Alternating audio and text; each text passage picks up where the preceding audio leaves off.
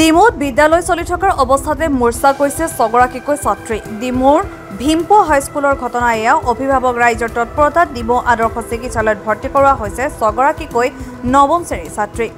অচেতন হৈ পৰা ছাত্ৰীৰ ক্ষেত্ৰত বিশেষ গুৰুত্ব নাই বিদ্যালয় কৰ্তৃপক্ষৰ। আটাইকেইগৰাকী ছাত্ৰীকে উন্নত চিকিৎসাৰ বাবে ডিব্ৰুগড়লৈ প্ৰেৰণ কৰা হৈছে। অৱশ্যে কি কাৰণে ছাত্ৰীকেইগৰাকী অচেতন হৈ পৰিল সেয়া জানিব পৰা হোৱা নাই। অচেতন হৈ চিকিৎসাধীন হৈ পৰা ছাত্ৰীকেইগৰাকী ক্ৰমে সুভদ্ৰা তাই, ৰুক্মিণী মেলি, অমিয়া কাৰ্ডং, বিদ্যাৱতী তাই, প্ৰতীক্ষা পেগু আৰু মুনমি মেলি বুলি জানিব পৰা গৈছে।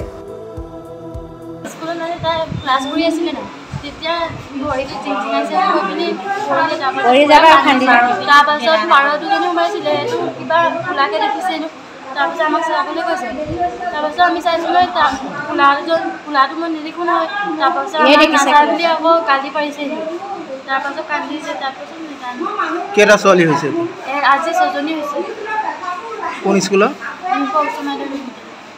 কোন ক্লাছ? 9। কি হৈছে মানে হাত ভৰি নচলে, মানুহটো পাগলা নিচিনা হৈ যায়। তাৰপিছত গৈ এনেকৈ চিঞৰে হাত ভৰি ইয়াৰ পৰা ইয়ালৈ নিজে কালাজ কৰি থাকোঁতে হৈছে। মাষ্টৰকেইটা আকৌ ৰচুৱে মাষ্টৰটোৱে পলায়। কোন স্কুলত? ভীমপো হাইস্কুল। কেইটা ল'ৰা ছোৱালী হৈছে এতিয়া? আজিয়ে 4টা নে 5টা হৈছে। আগৰ পৰা হৈ আছে ক্লাছ 9ৰ ছোৱালীকেইজনী মূৰ্ছা হৈ মানে বেহুচ হৈ যায় আৰু চিঞৰি কান্দি থাকে। কিন্তু বিদ্যালয় কৰ্তৃপক্ষই ইমানে এমাহি কৰিছে যে ন্যূনতম প্ৰাথমিক চিকিৎসাৰ কাৰণে ওচৰত থকা আমাৰ গ্ৰাম্য ৰাইচাৰী মডেল হস্পিটেললৈ আনিবলৈ তাহাঁতলোকৰ সামৰ্থ্য নাই, নকৰে তেওঁলোকে।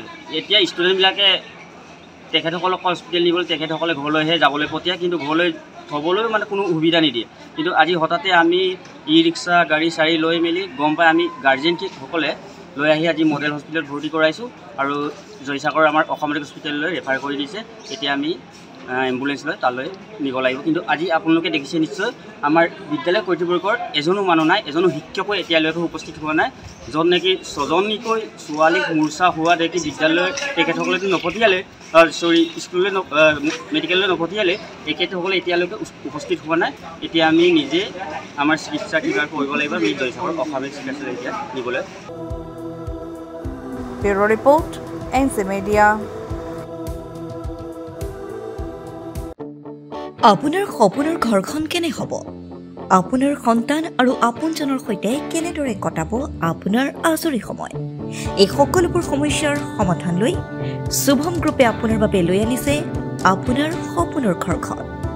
362টা ফ্লেটযুক্ত শুভম গাৰ্ডেনৰ সফল নিৰ্মাণৰ পাছতে 20 বছৰৰ ভৰসা, 16টা প্ৰজেক্ট, 28 লাখ বৰ্গফুটৰ সম্পূৰ্ণ নিৰ্মাণ আৰু 15 লাখ বৰ্গফুটৰ চলিত প্ৰকল্প নিৰ্মাণৰ অভিজ্ঞতাৰে যোৰহাটত শুভম গ্ৰুপে নিৰ্মাণ কৰিছে দ্বিতীয়টো প্ৰজেক্ট শুভম পাৰ্ক। অত্যাধুনিক সা সুবিধাৰে নিৰ্মিত শুভম পাৰ্কত আপোনাৰ আৰু আপোনাৰ সন্তানৰ বাবে থাকিব club, badminton court, community hall, kids play area, splash pool আৰু জিম ক্লাব। প্ৰতিটো ব্লকত থাকিব 2.5 BHK, 3 BHK, 3.5 BHK ফ্লেট। লগতে থাকিব আপোনাৰ আৰু আপোনাৰ আপোনজনৰ প্ৰাপ্তিৰ সাহী। আজিয়ে বুক কৰক আপোনাৰ সপোনৰ ঘৰখন। যোগাযোগ কৰক 6003301010 নম্বৰত। আমাৰ ঠিকনা সোণাৰীগাঁও, তৰাজান, যোৰহাট 785001। 6000ৰো অধিক বাসিন্দাৰ ভৰসা শুভম গ্ৰুপ।